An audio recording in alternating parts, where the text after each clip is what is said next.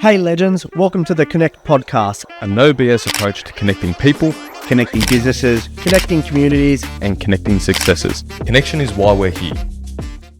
I say this all the time. If your message connects with one person in that room and helps them through that situation, then you've done your job. And this was a story that was a wake-up call for me. He pointed to one person in the crowd and he said, "This person right here called me just to check in." And then he just broke down over the phone. He goes, "Man, you have no idea what this conversation just did." And back to your statistic of 3,000 people a year. And if that one person could have been the person that reached out, called, messaged, rocked up to their house, that stat could be a lot less than 3,000. Yeah. Welcome back, guys, to another episode of Connect Podcast. We're here with Ben from Shadowbox, Ron from RP Wealth, and myself from, Patrick from Oztech Sparks. Today's episode is episode 3, and this was a conversation and an episode that we were looking forward to, and we've talked about for quite a while. And we think it's going to bring a few valuable insights into what it's like dealing with certain issues in business. And the conversation is mental health. And mental health, we found in today's world, especially in business and especially in the workplace, has become a bit of a buzzword that's not taking the credit from how much of disturbance it's created and issue it is for a lot of people. And we've all had our own experiences with mental health through the years and through our journey. And alongside mental health, we'll be talking about mental toughness and how we found ways that has worked with us and how we've found ways that has worked with other people that we've had conversations with. Now, before we get into it, we just want to highlight that we are not professionals in this industry. We're just going to be having conversations and discussing what we found has worked with us and what we found has come up with conversations with others, as mentioned. But I'll bring it on. We'll bring Ben and Ron in and open up the topics. Guys, what are your thoughts? How has this thing come up for you guys in the past in work, in business, in life? What's your experiences with mental health and mental health issues and mental toughness? Yeah. So look, it's always a topic that sometimes is taboo, and I think with the rise of social media, comparing yourself to others, seeing what this lifestyle that people are living and then comparing it to your own, a lot of people are going through different levels of mental health illness, or whether it be depression. And like you mentioned, we're not professionals in this space, but I think we've all dealt with mental health, whether it be on the other side of it or going through our own battles.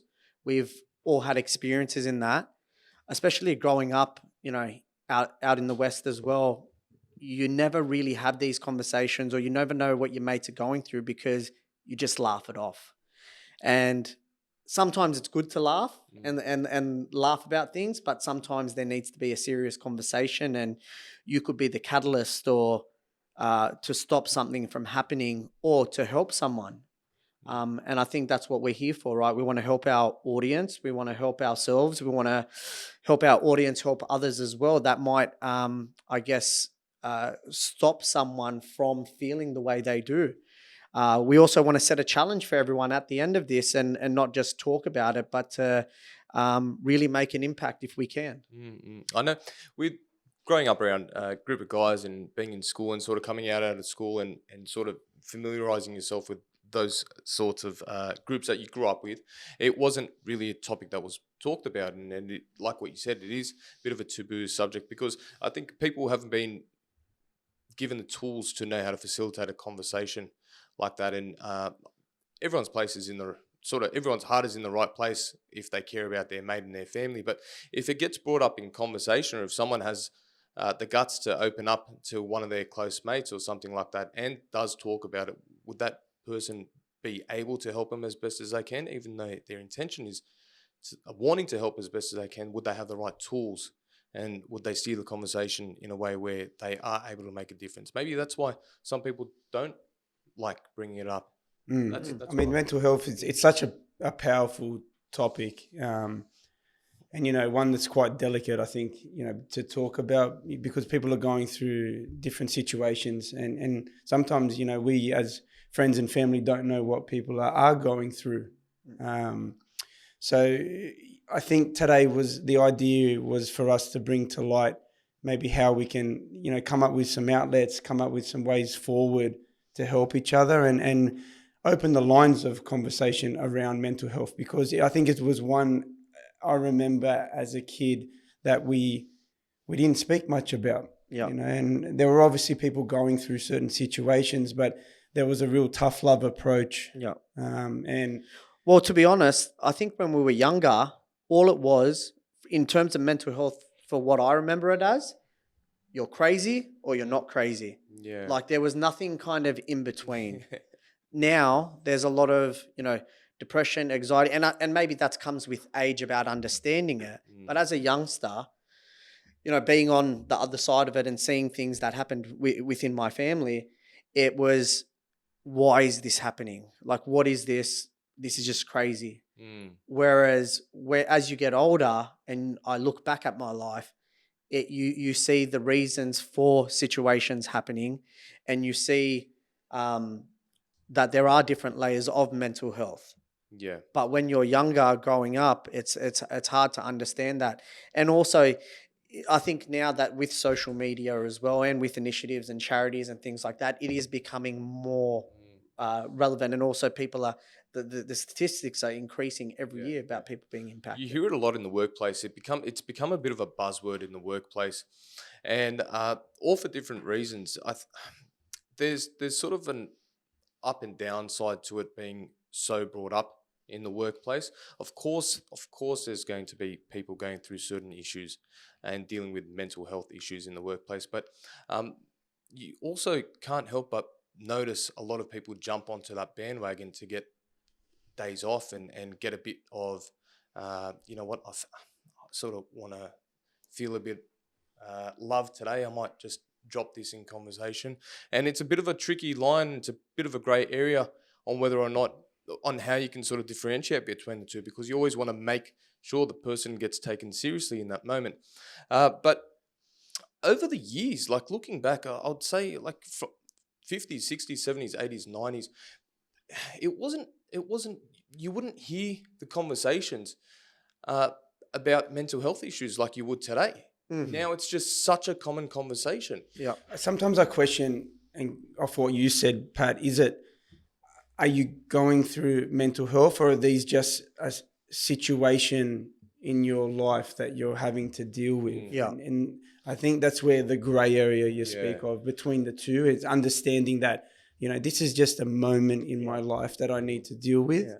That's not necessarily creating mental health. Yeah. Because you can't just pull the mental health trigger all the time. 100%. Right?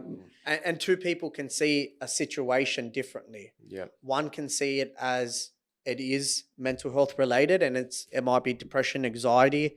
And one person might see it as a series of crappy situations that through mental toughness and being able to overcome that, you can get through it. I believe life is built up in seasons, right? And we go through these different seasons like we do with different phases, and with that is the ebbs and flows of life, right? You're not always on.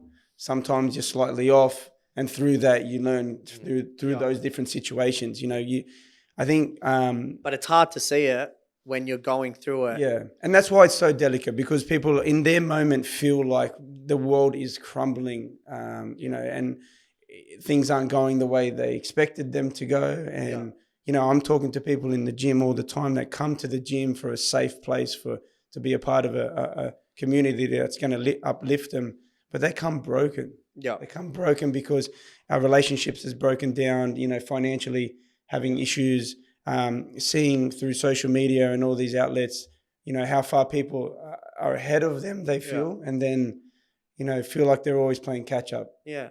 And look, even in my line of work as a financial advisor, sometimes it's like you feel like in a meeting, sometimes you're a therapist, because the financial disagreements leads to a different direction of a couple in terms of their thinking, the way that they treat money, the way that they deal with their emotions about money, and then can also lead to bigger issues down the track. So, it's just kind of getting people onto the same page about, hey, before you come into this meeting, maybe you need to have a conversation with yourselves about what your goals, your objectives are, what you're planning to do with your family, and having a little bit more, because a little problem like a financial situation can blow out into a problem that leads to more mental health issues as well. Yeah, yeah. Financial mismanagement can lead to bigger things. Yeah, the statistics are pretty real, right? 3,000 deaths in Australia by suicide, which is equates to 9 deaths per day. So that's 3,000 per year. 3,000 deaths per year, 9 deaths per day. Yeah, God. So that it's real. And I think we probably all know someone, or know someone that knows someone that's done it, I guess, at a young age as well. We were, unfortunately, we were going, I was talking to someone from my school in my grade, and I think there's about 5 to 6 people that we can name that have committed suicide. And it's unfortunate because I'm 36 years old, and to know that other 36-year-olds from the same school as me, who I grew up with, have committed suicide because whatever was happening in their life, they felt that that was it. Just defeated. Yeah. Yeah. And what could someone have done? Not saying it's me, but if we can help someone that potentially might be in a position where they have a friend like that, if we can stop that from happening. Yeah. I feel like a lot more education has to be put around providing people the right tools to deal with mental health issues when they arise. Because now in today's society, comparing it to what I was saying before, comparing it to back in the 80s, 90s, whatever, the mental health issues have come up a lot higher. And I think, to me, my personal opinion sort of sways towards comparing yourself more and more to what's out there. And with the rise of social media and with the rise of internet and the world being at the touch of phone, you're constantly scrolling through your feeds, your social media feeds, and you're seeing what other people's highlighted moments in their life are being posted on. And there's a little thing inside of you that may compare your life to theirs, and everyone knows that what gets posted on social media is probably it's how raw and vulnerable is it going to be. It's not very, it's usually just a highlight of who they are and what they're winning at in life and that sort of thing, which that's beautiful. But when you start comparing yourself constantly, hours every day and every week, it's going to make a difference. And that's what people are doing. And even coming back to like these get rich quick schemes, and a lot of life coaches, a lot of these coaches coming out of nowhere, because social media is creating the issue and also in the background creating these fake solutions. Well, social media is not a true representation of what's actually happening. And I think you talk about those times, we didn't necessarily have the outlet like social media. So, you had your circle of friends, and what you were going through, you felt like that was life. Well, I might tell you about what happened with me when I was younger in terms of my first understanding of mental health, which, look, what happened when I was a kid, some family members tried to not want to talk about it, and this is probably the first time from an open platform that I'm talking about it. I've mentioned it in previous videos, and it's always rubbed certain family members the wrong way, but some people's way of dealing with it is just to not talk about it. For me, once I started talking about it, when I was older, I just felt this sense of relief. But look, growing up, my mother had her, she was part of, she had domestic violence and against her. And as a result, she had some mental health issues as I was growing up. And growing up, my mum always made sure there was food on the table. We had a roof over our head, but we didn't have everything going up, So in terms of going up through it and seeing my mum go through some stuff. And, you know, we were in the doc system as well, in terms of, you know, I went and lived with my dad. I didn't speak to my mum since I was in year 6. And then I only started speaking to her when I was 18. It's only because, you know, I didn't know how to handle what was happening at home. And I just needed to get out of there. And I didn't want to face my mum for a long time because I just thought she hated me. And there was this craziness that I didn't know how to control. But mine and my mum's relationship now, she's a beautiful woman, and I see her every Sunday as much as I can. And it's turned around, and she's such a loving person, and I could never look back and see that same woman. Yeah. But I know everything that she's gone through, and she tried her hardest, and she did what she could in order to raise us as kids. Now, from a mental health point of view, I just saw it as craziness. So I remember once when it got really bad, I Googled I think I Googled the word crazy, or someone said mental health organization. So I Googled it. And then I think I found Beyond Blue. I had no idea what this was like. And then I read their website, and it had all these words like schizophrenia, depression, anxiety. I had no idea what these words were. And I just called up the hotline. And I just said, you know, what's happening at home? Like, this is what's happening to me. This is what's happening to mother.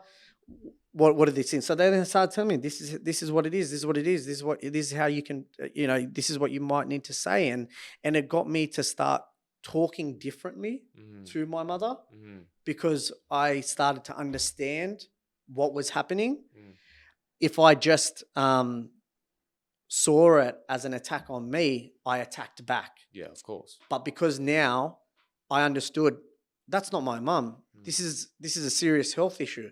It's not her. It's because of things that happened in the past that have potentially led to this.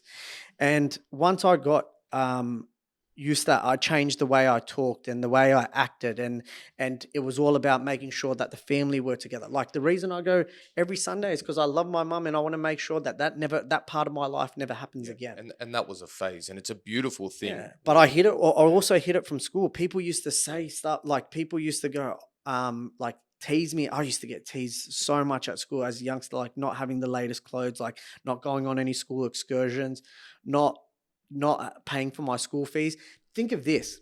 When I was in high school, they used to call me out in class because my parents didn't pay the school fees. For 3 years in high school, year 7, year 8, year 9, I had to go to detention, or needed to always go to the principal's office to explain why the school fees weren't paid. In this day and age, would that ever happen? What do you mean, Would you be called out in front of people? Yeah, Ron, stand up. Yeah. Can you go to the principal's office? And everyone knew what it was for, because it was always the same thing. Like, And I remember you used to get your school diary. Remember that school diary? Yeah. I never had one for year 7, 8, and year 9. And the first year I got it was the first year I paid my own school fees in year 10. And I remember working at Toys R Us, I remember I paid the school fees and I got that diary, because everyone used to, you know, tag their names, and they used to write in and stuff. And when I got that diary, I remember I was looking at it, and everyone got their diaries, and everyone just like threw it in their bag. And I just remember looking at that diary, and I wanted to cry. I was in class and I wanted to cry, because I was like, I finally got this diary, and I did it myself, and like no one, like I didn't even tell my parents I was paying for my school fees, because I didn't want them to, like, I just didn't want to deal with it. I paid for my own excursions. I paid for everything, because for me, no one was going to get me out of my situation, only me. So I needed, from a financial point of view, needed to make my own moves. But at the same time, if I wanted to also help my family, I needed to understand that I need to accept what happened in my past and make it better, and not let it happen again. Well, I believe you are best qualified to help the people that you've been through a similar situation. You know, and as you mature, you know, you look back at those certain situations, and you can, from this conversation, you know, you can help so many people that are probably out there that have experienced mental health within their household. You know, not you personally, but direct living Yeah. within that environment. Well, what I found was that I always I try to avoid the subject. I try to avoid anything about family life. And you see me. I'm the kind of happy-go-lucky guy. Like I'm always joking about I always joke about everything, or turn an awkward situation into a joke. And I look back at it now, and I think it's from my childhood, because I always tried to escape what was happening at home and tried to be the joker in class and tried to be the funny one. And I think that's led into my adult life, right? Like when I'm sitting in front of a client, it's all about the financial planning, and I'm very serious. But when I'm with my mates and everything, I'm always like that. But I think that's from my childhood. Potentially, yeah. And it was only Sorry, go. I just wanted to end it with the first time I was comfortable in talking about it was doing an event for Beyond Blue, where we were with John Bowie, JB Solicitors. He wanted me to MC at an event because he kind of knew my story, and he said, I want you to talk about your story. And this was in front of 200 people. And I've never really spoken my story before. It was only in front of like my immediate mates and things like that. All right, really threw you on the bus. I said I'll do it because if I can help someone, my story can help someone else and what they're going through, I was like, that's fine. Well, the power, I say this all the time, but it's if we connect with one. Yeah. If your message connects with one person in that room and helps them through that situation, then you've done your job. Yeah. And that's why it's important that we continue to have these conversations, is because we probably shied away from them for way too long. And that's why it's built up to what it is today. Yeah. Now, we spent most of our childhood life not talking. Yeah, 100%. I know I did. And after that, people came up to me, oh, thank you for saying that. Like this, I remember this one guy, he drove in the latest AMG, rocked up, and he flashy suit, nice watch, everything. When I got off stage after I said it, he's the first one that came up to me, shook my hand, and he goes, thank you for that story. He goes, man, I'm going through so much at the moment. I'm so depressed. There's a level of vulnerability that comes with opening up. Yeah. And I think people have to accept that they need to be a little bit vulnerable about it to come and talk. Yeah. And that's why people say vulnerability is strength. And, when you're on stage and you thought, should I, shouldn't I? The reason why you did it is because at that point, I think you realized it's not about me anymore. It's about them. And that's why you were able to tap into a vulnerable place inside and open up the way you did. Also, I didn't know if they wanted to hear this. I was like, am I just like, is this a sob story? There's uncertainty behind it. Yeah. Yeah, you've never done it before. Maybe you've never seen it. And when you just see all those eyes looking up at you, like they're silent, but you're like, are they silent? Because this is you don't know what's going on. So it's like, do people want to hear this? But then coming off stage and everyone like just saying thank you and hearing their stories and thank you for opening up, it got me saying, it wasn't so hard. Yeah. Like for 25 years of my life, I kind of tried to hide it and never really opened up about it. And when I did, I've got so much support that it made me comfortable in talking about it. And you know what you did? You opened up and you left an impact on that crowd. Yeah. People came up to you after, thanked you, told you that they're going through something similar or whatever it is. Yeah. But you've also influenced people in that crowd to then see the impact that you opening up will do. So you don't know how much of a ripple effect this impact could have left. Because if you spoke to a crowd of 200 people and let's say 10% of them got moved by what you said, their thought process could have then shifted to, you know what, maybe if I open up about my story, I'm able to leave an impact on others. Yeah, using what you have as an opportunity. Yeah. I think that's the key, right? Like everybody's story is so powerful. I love hearing stories about people. I love to hear the struggles that you're going through because we can work on building from there. That's your foundation, and I think the perspective when people get so in depth and dark in their thoughts need to shift the mindset that we can use this as fuel, as hard as it is right now. And I think no one's situation in terms of what they're going through is better or worse than anyone else because everyone's mental state is different than the next person. Agree. And the way they handle things is different. comes down to perspective. Yeah. And that's what I was saying before. I feel a lot more focus needs to be pushed on educating people to have the right tools to deal with their mental states, because if the same circumstances and same factors affect person A as they would with person B, but person B isn't qualified enough or doesn't have the right tools to deal with them, who do you think is going to come out on top out of the two if the exact same situations happen to both of them? Well, let's talk a little bit of outlets to help our listeners, get through these things. What's some of the tools that you use or you've helped family or friends with to shift that focus, shift that mindset? Well, a big thing that I learned back in the day is with comparing yourself online and social media, you're constantly scrolling through and you're seeing other people's stuff, and then on a subconscious level, you might compare yourself. Imagine you're doing that day in, day out, hour in, hour out, whatever it is. It's going to leave an effect on you. So disconnecting from comparing, because comparison is the thief of joy. And the more you compare yourself, this is what I've found and this is what I've understood.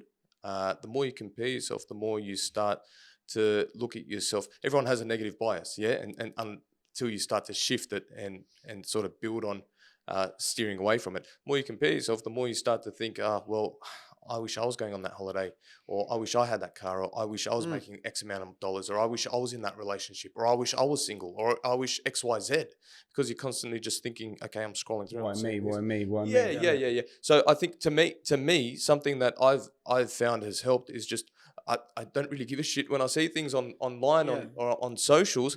I'd be happy for my friends and whatever they're going through in life and that sort of thing, but I'll be very, very conscious of not comparing myself to them. And that's not to say that I don't, but when it does come up, I'd remind myself like, hey man, I can feel something coming up. You know, this is not sort of the right way to sort of look at it. And I think sometimes people have to kind of take a step back and go, you know what is going right and what is going good in my life, but also take some responsibility. And if there is things that you go, why is that not on me? What can you do, or what aren't you doing that could get you there? 100%. Because if you're not doing anything, then you can't question. Then you can't question. Yeah, you can't question why me. Like but everybody's got the same 24 hours in a day. 100%. Right? So, if you're comparing, you have to look at, what is that person doing to get themselves there? And again, everything we are talking about is mindset. Yep.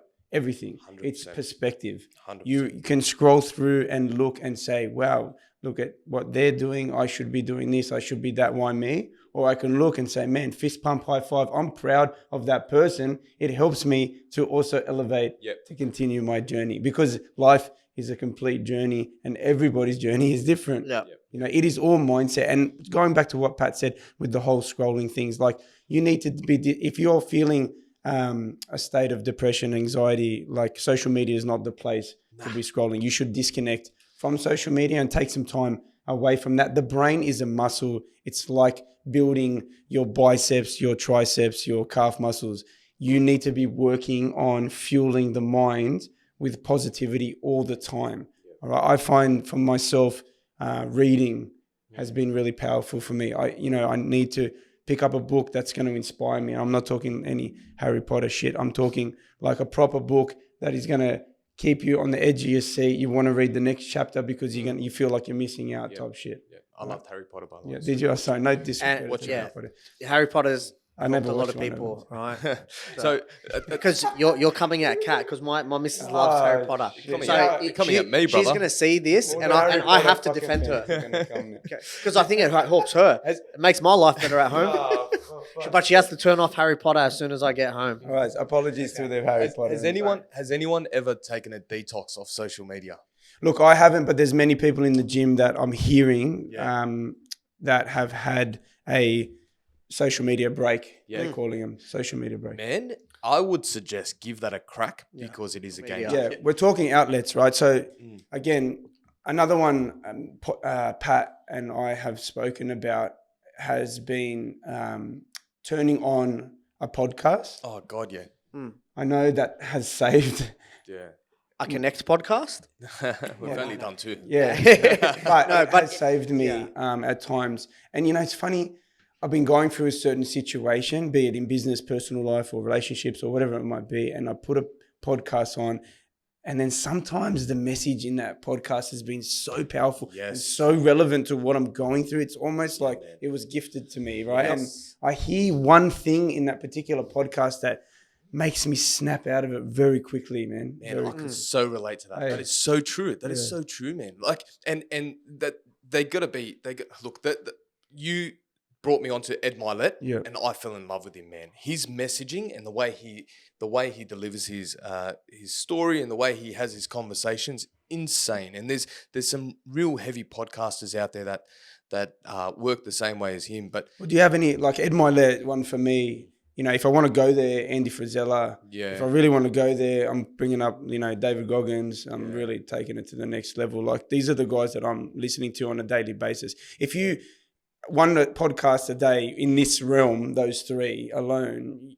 do that for a month and then tell me how you feel about certain perspectives or whatever. Are there any others that you guys listen to give the viewers some ideas? Well, audiobooks, I get into audiobooks as well, but with the podcasts,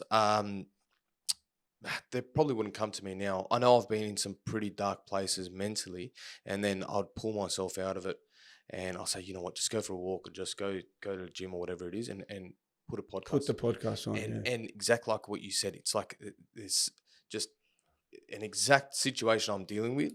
A message has just been freaking sent from the heavens. Incredible.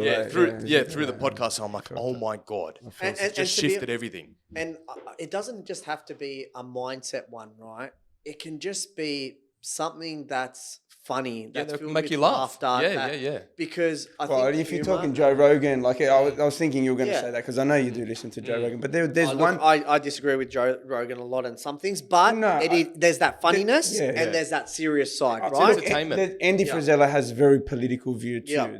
Those ones I'm not so connected with, right? But there are certain ones of Joe's that he talks about gut health, nutrition. It all ties back into mental health. Like if your nutrition's off, you feel shit, you wake up feeling crap. If you're not drinking enough water and your hydration is really low, like again it throws your mental state off.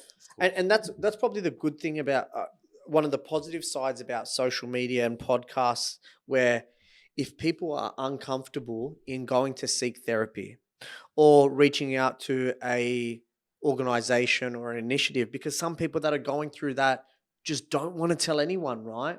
Well, the other avenue is the podcast. You've got ones, that I wanted to shout out, like Talk to Me, Bro. They're doing really well at the moment.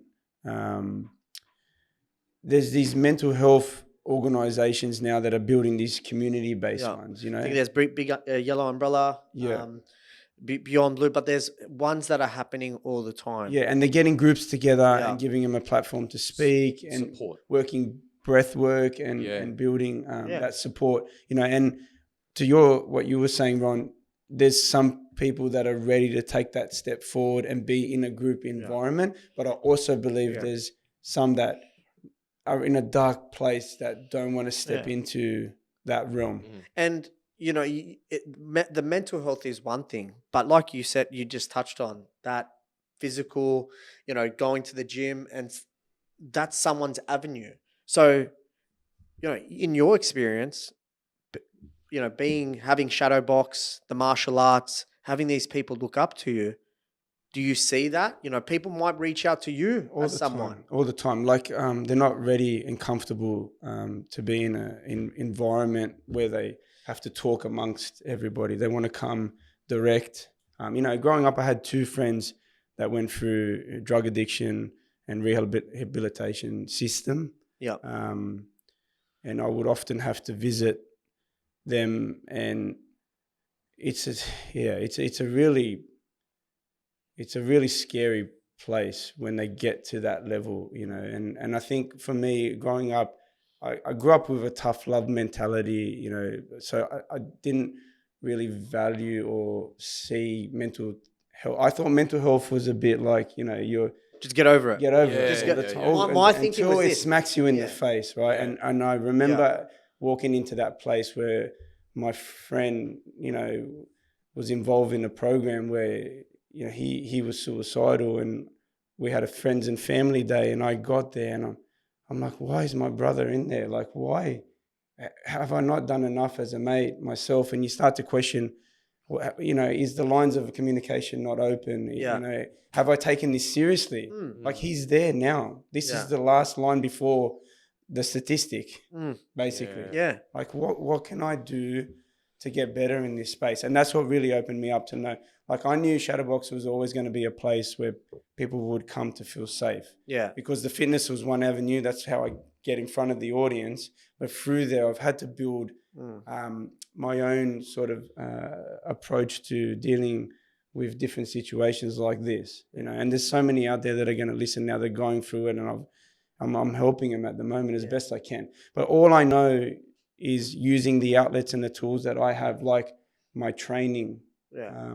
The thing that kept me out of a dark place was turning up to the gym and turning up to training. I knew that I couldn't drink and get involved in those type of activities on the weekend because I had to be at training on Monday. And the discipline built through that stopped me from taking the road of that all my friends and Ron, bro, like... I was just thinking about some stories in my head of just how crappy we handled situations back then.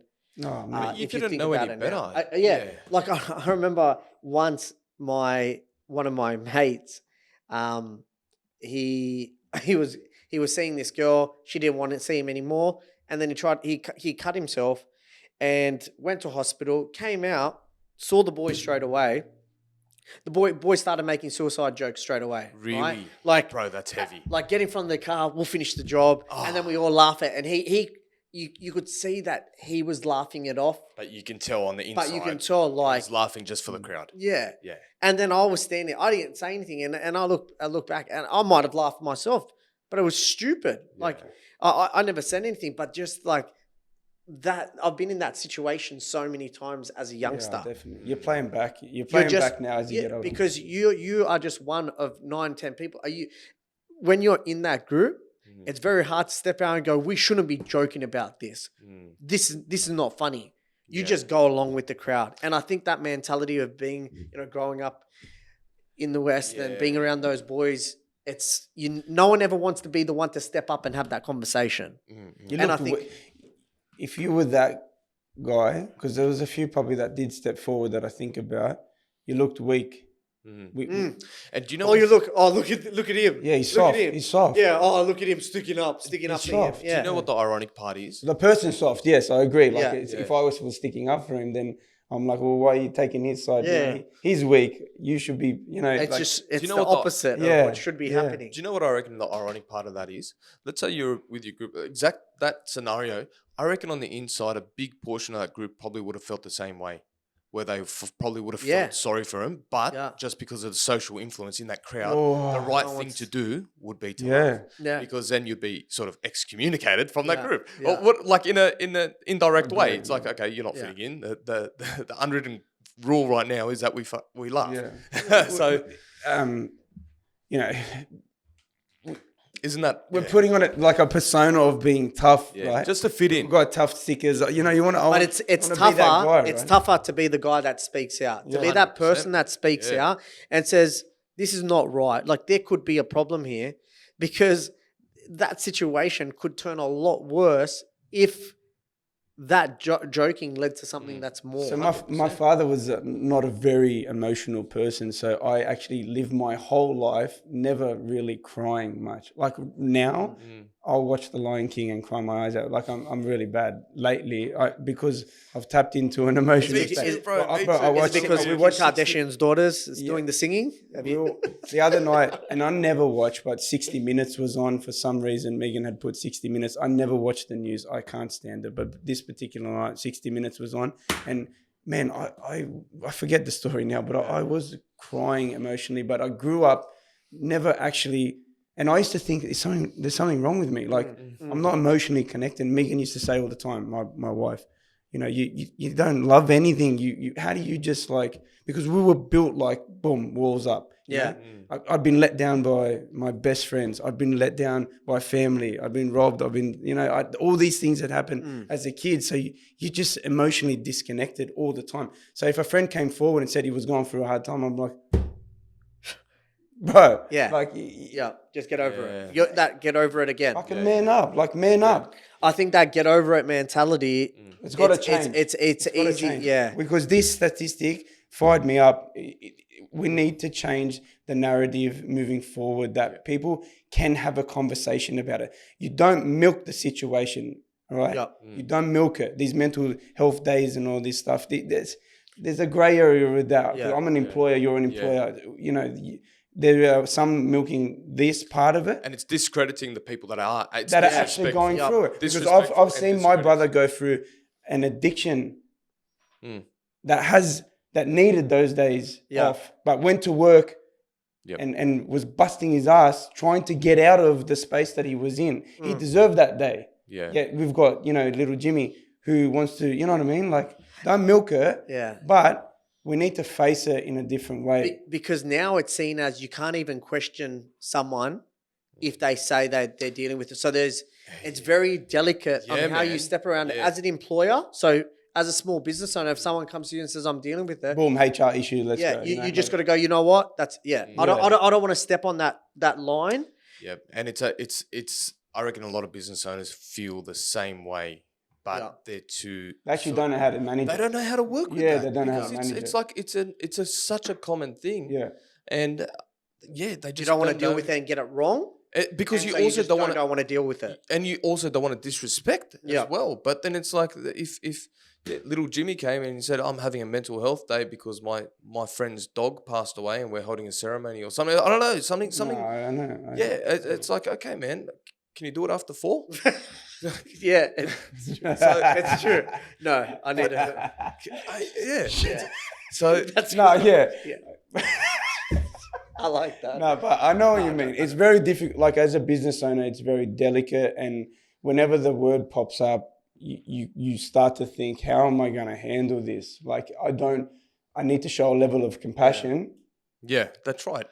You always want to make sure you're approaching it with compassion, but then it's like, okay, you also know in the past you've been taking the mickey out of. But this is where also maybe business owners and this might even apply to us, which is where we need to focus on our team more, 100%. and stopping that from happening. So whether it means, giving more incentives, so whether it be, giving everyone off a mental health day, so they get that every.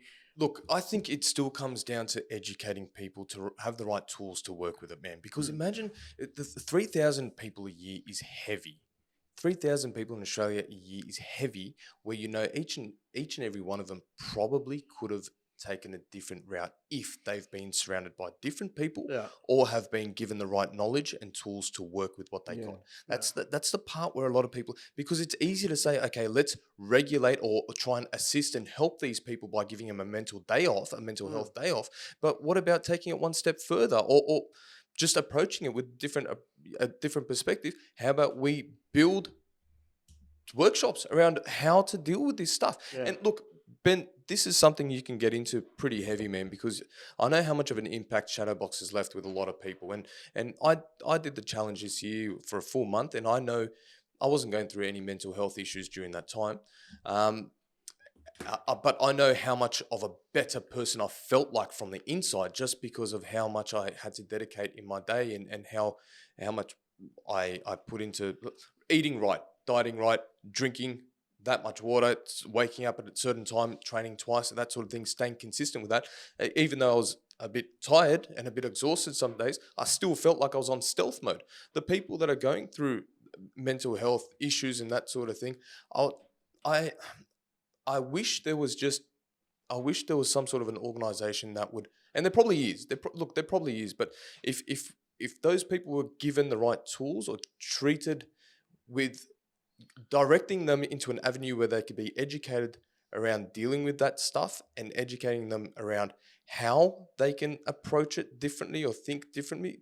I think it would make a massive difference to those statistics. Talking that challenge, so we designed a challenge within the gym to actually not only test the physical but also test the mental toughness and capabilities of different demographics. Yeah. From high performers all the way down to employees. All different people of all different ages could come forward to this particular challenge that we ran, and we were going to test them, and we were going to give them an allocated wake up time. We're going to give them daily tasks to hit, drinking certain amount of water, training multiple times a day. So there was the physical element of it. They had to follow a diet, like no cheat meals, all the necessary to build great habits and routine. And then also we gave them weekly tasks. And those weekly tasks were designed to test. One in particular, Pat, that was really powerful. We actually wrote our eulogy, and man, sitting down and writing, like Your last words. you're at the end, your you're own finished. eulogy, man. Yeah. Putting pen to paper. Yeah. So what It makes you. bro? What is your story? I've never. Man, Yeah. it was the most powerful thing that Like I've if you ever had to write experienced. now. Imagine. Well, the thing is, right, this is where I talk again about, and again, I'm not here to lecture anyone. If it feels right for you do it, all right? I've obviously spent a lot of time in this space. I've educated myself, and I've studied guys that are working at a high level. And I'm like, well, why can't I be like that? Yep. Like, what's different between him and me? What is the difference? Nothing. The Right. difference is what's in between your ears. Yeah, what's in building your head. upstairs Yeah. because you have thousands of thoughts every single day. What you do with some of those thoughts is your choice. Yep. Right? Now, I believe your story is written by you. Okay? You control that, and nobody else is going to help you do 100%, that. yeah. And once you No- realize that, that's when you can make a choice, right? That's when you can make a change. That I take responsibility and ownership Yeah. for who I am, because somebody is going to get up and read your eulogy out one day and tell your story. What are they going to say? Yeah. Yeah. Yep. Because at the end of the day, no one owes you anything, and no one gives a shit about you. It's up to you to change things. If you're feeling that low and you feel like no one's there for you, it might be true. So what are you going to do? You got to do something yourself. You've got to put action, and you've got to do things. And if there is that one person that can maybe help, you got to ask the right questions or question someone in order for them to see things themselves, not attack them. Because if you attack them, they shelter more, they get more depressed, and they try to run away from things. But if you can maybe question them to start understanding that maybe the problem is in my environment, the people I hang around, the habits that I have, whether it be gambling, drinking, drugs, financial side of things, what it might be.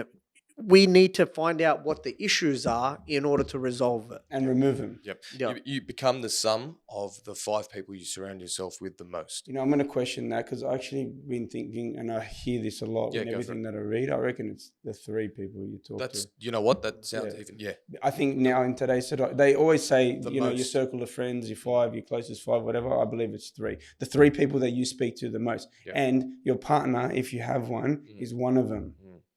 So if that's already one gone, then it's the 2 other flow-on effect that you spend the most time with. One of the letters that we wrote was actually to either your child that they were going to read later on in life, or an unborn child, for somebody who didn't have, like when you take time to reflect like that, you start to change your narrative in your head. Well, you don't want to write what you're thinking, this is it. And you're like, well, I might have to change. Well, my one life of to them, be able to and I write won't it. say names because they're on the challenge and it's confidential, but one of, I read some of these because they were presented to me, and man, again, like, it was emotional for me as their coach, right, to read through these things, because without saying any, because they were anything acknowledging confidential. in those things that they had made some mistakes, and they were talking to their unborn child like, I want you to be better. I want, and until you sit down and reflect, put pen to paper and write things down, because I believe what's written is real, right? If you're not setting yourself up with goals or short-term, long-term aspirations, Like you sit in a world that feels like a big rut, and the pressure's all on you, and you're not making a change to push forward. Yeah. We build challenges in the gym to test that. Yep. You know, and I'm glad that you said that, Ron. Obviously, Serena was involved as well in the challenge, and watching her overcome. Another challenge that we had was to face a fear. Yeah. That was a big thing. Oh, was it There was Serena a few. with the with the water? Someone that couldn't swim, or Yeah. yeah? That's Sorry, right. I That's shouldn't all have right. said names. No, she had when she was younger. Yeah. She had an experience where she drowned in a friend's pool, and then that's obviously left a bit Man. of a scar. Yeah, for the rest of her life, and she overcame that. She overcame that through the challenge. Another one was, and she had a fear. Was a school teacher, had a fear of applying for the deputy or principal role, and through the challenge built the courage. That was her actual fear to do that. Yeah. Applied for the job. You know what? She got the job. Yeah, She got it. That's great. There you go. That's a Imagine great The thing. job. Imagine, man. It's just writing it down and Right. then just going and see those little things. If you can continually do that for all your members and clients, and you're doing things, all those little things are just leading up to a bigger 1%ers. Yeah. They're a build on 1%. It's not going to happen overnight. Your life's not. If you're going through some shit, your life's not going to change overnight. You've got to take steps, and it's going to be a long term thing. Like when, starting the business for us, right? Like there was for me, I reckon 18 months to 2 years, where at every day of that 2 years, I thought the business was going to fall over. Yeah. Like at any point, everything was going to collapse. It was only after that. But if I chose to fail or to just go, you know what, I'm going back to my job, my life is great now. Like I love my life now. Yeah. But if I didn't stick to it, would have given up, and I would have just been back to where I was. Can we acknowledge there's people talk about depression a lot. I'd like to sort of bring to the surface the difference between depression and being in a depressed state. Yeah, because people get sucked into. I think it's also another buzzword, and this is obviously out of all respect and not to discredit anyone that goes through certain things in life, but differentiate for yourself what a state of depression is and being in a depressed state would be, because one of them is more you're connecting yourself to depression, and with telling yourself I'm just going through a depressed state at the moment, it's a bit of a different approach, and it's a lot less weight. And I guess like with your story, Ron, with what your mum went through and how you were approaching that when you were younger, there was a lot of confusion and there was anger and you didn't know and blah, blah, blah. I look at that and I see that there was a lot of lessons and growth that you have taken from that. Yeah. Because it's given you a sense of resilience. It's given you a sense of making light of situations. It's given you a sense of independence. How you've started to pay for your own school fees. It's given you a sense of acceptance. Yeah. And a lot of people that deal with mental health issues don't know how to approach things with a state of acceptance. Yeah. Because they're just constantly fighting against what a situation is in front of them, and that's creating that depressive state for them because they haven't approached it with a state of acceptance. As soon as you tell yourself, you know what, I'm just going to accept this. It's like a lot of weight gets lifted off a person's shoulders. I will tell you about one incident that happened. Like my younger brother got in trouble with the law, and then he came home, and then it was just like, what is happening, right? Like, and I was kind of telling him off as the older brother, and he kind of turned around to me and said, "Well, you don't know what I'm going through. You don't know my life. We live under the same house. I'm going through the same thing. I just choose to know the same type of people you know, but choose to pull myself back when I know that this is going to get me in trouble or this is going to cause issues in the long. You can be in the same situation, but it's how you choose to handle that situation, which is going to change the way your life's going to be. The outcomes. And this is coming down to the people you hang around. But you've also, all you got to do is just be smart enough to go, you know what? That's as far as I go with that. It's not smart enough. It's brave enough. Yeah. Brave. Yeah. I also, there's an element of, you know, over the years, I put myself through hard situations intentionally. 100%. Yeah, I put myself in those situations to see how I will overcome them. Waking up at a certain time at 4 a.m. Wake up at 4 a.m. consistently for 2 months. Set the alarm and wake up and see what that does for you. Can I give you credit to that? Yeah. I'm going to be a true testament. I'm going to give it true testament here. So the 1 month challenge that we did for Shadowbox, the Project X challenge, was a wake up at 4 a.m. every morning. Now, I've done 4 a.m. wake ups, but I haven't done them every single day for 30 days straight. And God, tell Serena to wake up less than 7, it's going to be different. She doesn't need to. So she hasn't been introduced to that world. Imagine telling her wake up every day at 4 a.m. for 30 days straight. If we go to sleep at 11 o'clock or 12 o'clock, we have to wake up at 4 a.m. and then the next day it stacks and stacks and stacks. Yeah. I know I was able to pull that off for a full month straight, given the challenge. Now I can wake up at 4 o'clock. I can wake up at 5 a.m. and I wouldn't feel as bad. I know, because I know what I've been able to do for a month straight. I know what I was able to accomplish because of this challenge. Anyway, you can go back. I wanted to make sure I mentioned that. And sometimes it's easy to let yourself down. Yeah. It's very easy to go, you know what, I'm not going to do that. No one else is impacted. Like whether it be getting up to go to the gym, whether it be eating this fast food, I'm just going to eat it.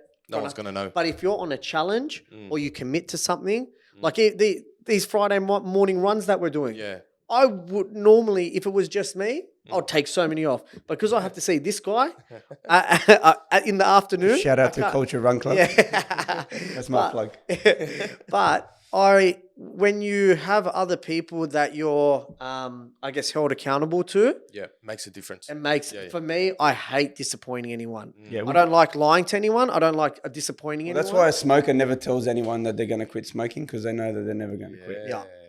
They never tell anyone because they know they're going to pick it back up again. So they never actually say it out loud. Yeah. Until they actually start saying it out loud, that's when they acknowledge it and they probably kick the bucket. But, I believe that life is built for purpose, right? I believe that we're sent here on a mission, and in order to help your mental health, I think you need to align yourself to what your purpose is. Now, that might not be to open up a business. It might not be to get rich or to, these are the social media push that you get.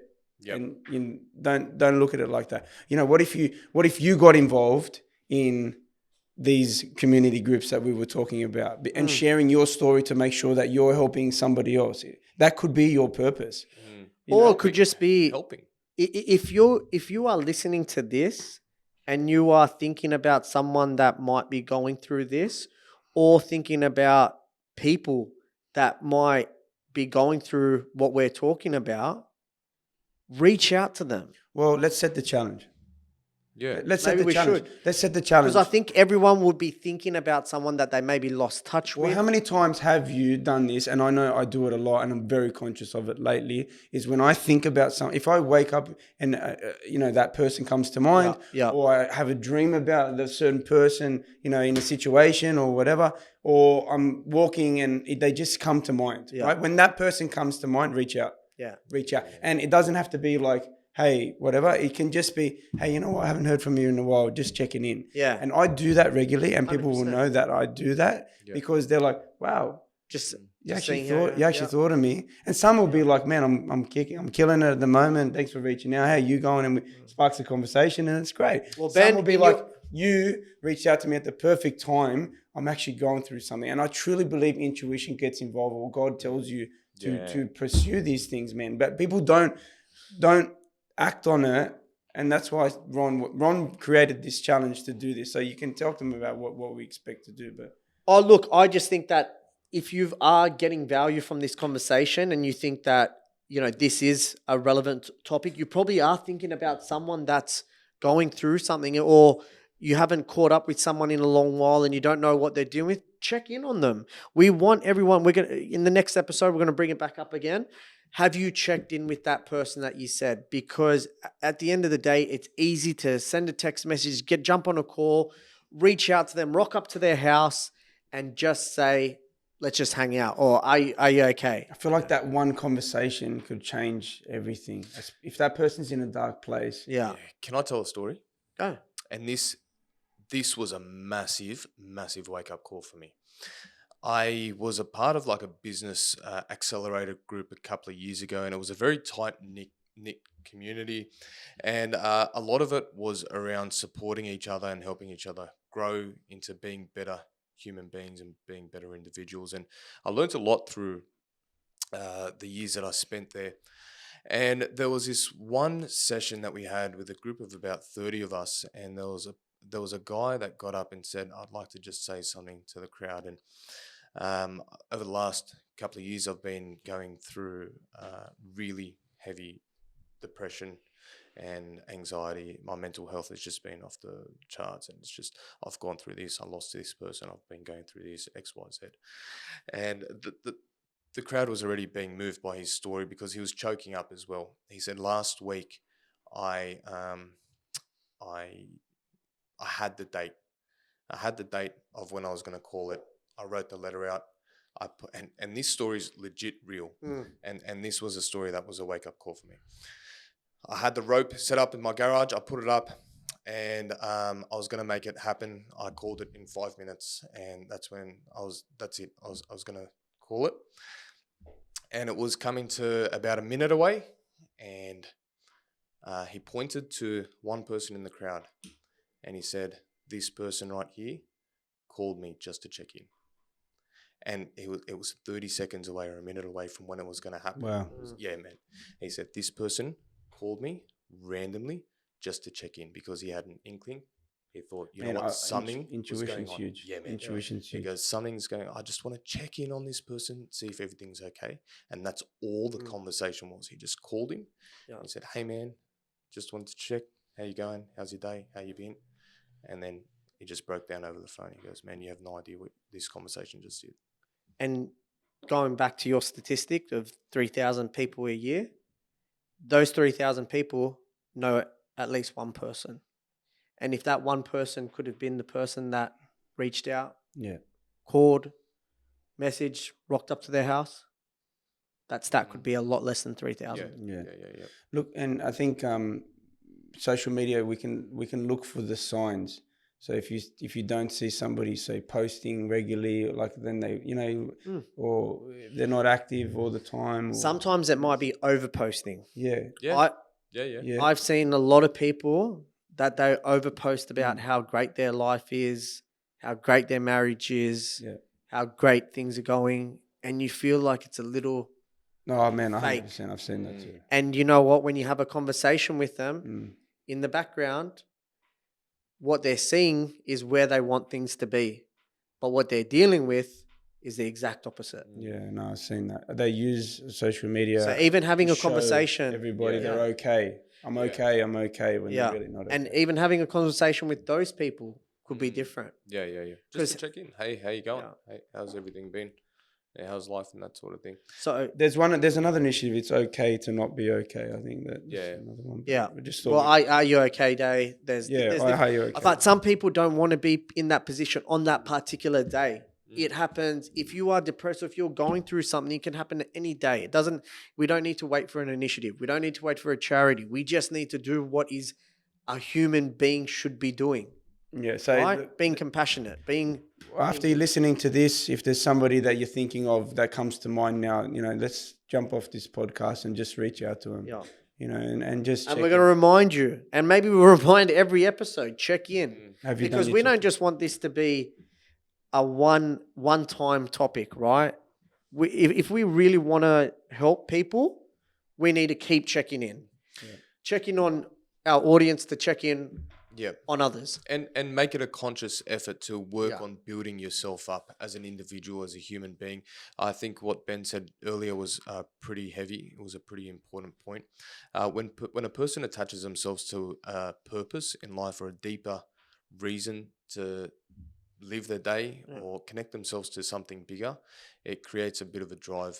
And it's a lot of people live their day in, day out, just a blasé sort of, just whatever, and they're not connected to something bigger. And it's a hard concept to say I'm connected to something bigger and I'm connected to a purpose, and my purpose is, because saying my purpose is a heavy point, and you don't really necessarily need to know exactly what your purpose is, but give yourself something to drive you and push for a bit more growth and improvement. And like the gym space is beautiful. The education space, the podcasting space, the audiobook space, just getting into some sort of healthy diet and water. God, imagine. And there's different avenues. You just got to find out what works best for you. Yeah, if that's one right. doesn't work, That's move on right. to the next one. That's right. Don't stop if someone else's solution is not your solution. Yeah, I mean, right? life's about process of elimination. Yep. So, you know, it might be something you're doing that's not working, and that's okay Like too. how many times have we all failed, right? Yeah. We've failed probably at the same thing multiple times. Yeah. But has that stopped us? No, we pivot, we try something new, and that might work. Well, I think they struggle mentally with the failure part of it. Like if something, I often see they'll, oh man, I'm in the fight game, right? So I'll see a kid come through and he's got all the expectation to, you know, win his first 3 fights, and then he loses the first. And man, it can be damaging to him because he expected, I mean, he did all the work and preparation and the lead up to it, and then he expected to walk out and get his hand raised.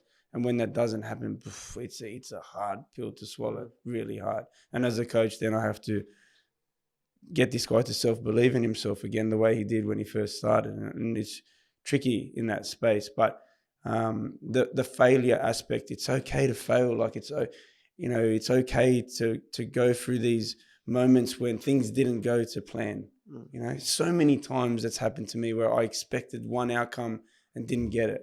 Yeah. So many times, but I'm not defined by that. Yeah. I'm not defined by my failures. I learn from those. There's opportunity for me to grow from that. And your relationship changed with failure as the years went on, because at the start you'd be so gutted about failing and dropping. Well, I didn't lose. I learned. Yeah, well, that's right. That's an important point. A lot of people have to remind themselves, you're not losing, you're learning. So, but it's not through going through these failures that you start to realize, okay, my approach to failing has to adjust, and the more you sort of feel congruent with the idea of the relationship you have with failure, the more you're looking forward to failing next time, because you start to get excited about learning.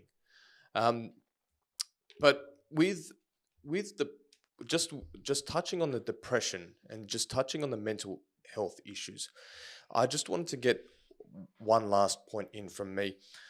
A lot of people get caught up in the rut and in the heaviness of a situation or multiple situations that are going on in their life at that moment, that it's hard for them to steer away from realizing that it's just a phase in their life that they're going through.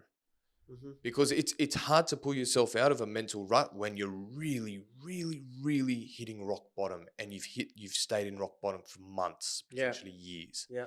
So you start to convince yourself that this is what my life is.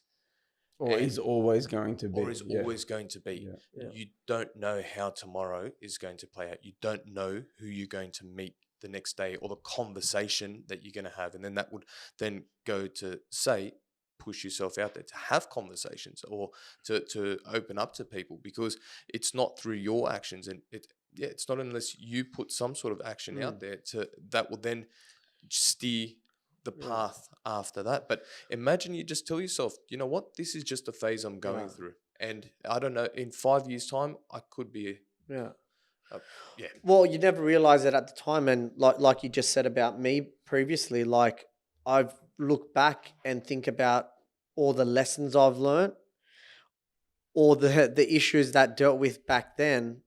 They were tough to deal with, right?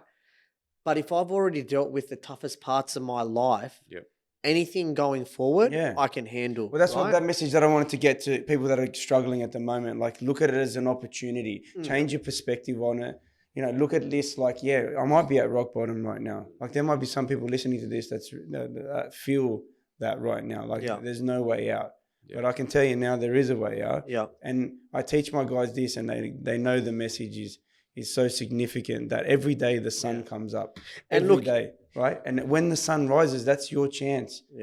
right? 100%. You have a new opportunity tomorrow to make a change. You know, laid to rest today. It's all good. Tomorrow, wake up and take a different approach. And normally when you sleep on certain situations, you wake up with a different perspective. How reactive are we sometimes at the moment to be like, boom, I feel like everything's crumbling. You wake up tomorrow. Is it really crumbling? Yeah. How can I tackle this today, And if someone is going through that, or someone in the audience does resonate with this, reach out to the podcast, reach out to us individually, and I guarantee you we will message you back. Agree. I can say that if someone reaches out to me and says they're going through something, I'll chat to you. I'll talk to you, and I might not be able to help, but I'll be that year to maybe try and see what we can do. My over the years now, as I'm getting a little bit more mature and understanding what really is my purpose, it's probably that I'm here for anybody that needs to reach out, and I really enjoy helping people believe in themselves again. Like that's been my legacy now. Well, I think that fitness and mental. I've been in the martial arts world too. Obviously, in the martial arts space, I've had a lot of mentors that have guided me in this direction very spiritually, and the dojo mentality has saved my life. So you got to just find something that that you can use as an outlet and move forward. In the interest of time, Pat, I've got something to wrap it up. Yeah, I've got something to wrap it up with, but just on a good end. Unless there's something that you want to finish with. There's this really, really heavy quote that I connected with a few years ago from a guy called Peter Crone. And if anyone hasn't heard of Peter Crone or looked into his stuff or listened to his stuff, I would suggest follow him and watch his videos, because the guy's an absolute freak, a very intelligent guy. And this quote goes, I think it's one of his famous sayings, it happened the way it happened, and it couldn't have happened any other way because it didn't. And I think that sort of summarizes approaching life with acceptance.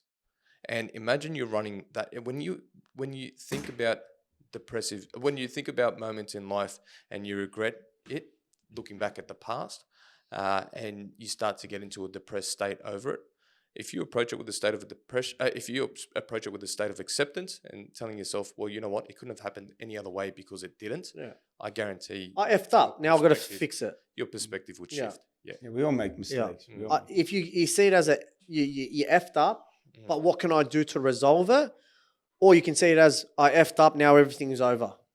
So what person are you going to be in order to deal with that? Yep. And, like we said, if you can take anything away from today, it's just reaching out. You might be able to help someone. You might not believe it in yourself, but if you can reach out, that other person on the other end might feel like you are the person that's there for them. Yeah. You're one conversation away from changing your perspective. Yep. Let's stay aligned to that, and that's the mission, and let's all get better in this space to help each other. 100%. So I do like to wrap up the show in different ways. So the boys don't know that I actually want to do this, but I'm springing it on them. Don't look, Ron. Don't look. So Lifeline at the moment running a challenge coming up on the June the 5th. It's called the Push-Up Challenge. Now you have to do 3,249 push-ups over 24 days from the 5th of June and beyond. So today the challenge is going to be you versus Pat. You are going to do as many push-ups as you can, and I'm going to count and see who does the most push-ups, because I do want to raise awareness to the push-up challenge that starts in June. So you're going to drop down here and both of you are going to do push-ups. Yeah. I did chest push-ups. this morning. Doesn't matter. Even better, it's chest day. So you're going to go down, I'm going to count them out, and we're going to see. I'm just going to take my bra off and then I'll start. All right? We're going to see who wins the push-up challenge from the boys. I think it's pretty obvious. Why? I'm backing you. Let's go. All right, the boys are going to drop down. Here we go. And then we're going to count them out and see who wins the push-up challenge. All the way down to the ground too. You ready? Ron's going to do it on Let's stage. go. All right, ready? Go. Go. 1, 2.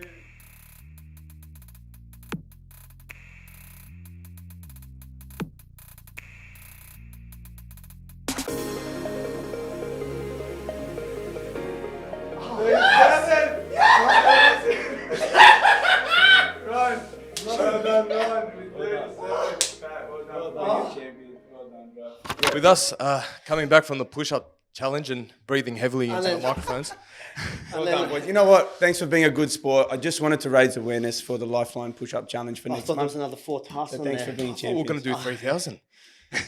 Oh, so, yeah. When you said 3,000, I'm like, what, in a year? Or like, That's over 24 days. That's heavy.